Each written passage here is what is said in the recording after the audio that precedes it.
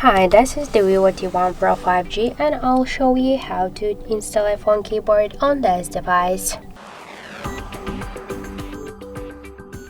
So open first the Play Store app and in the search pull enter the green Apple keyboard. So now we should get this application, that's why tap the install button and wait a couple of seconds.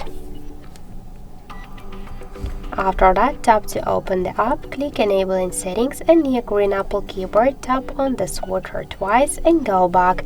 Click to switch input methods and switch your currently keyboard to the green Apple keyboard.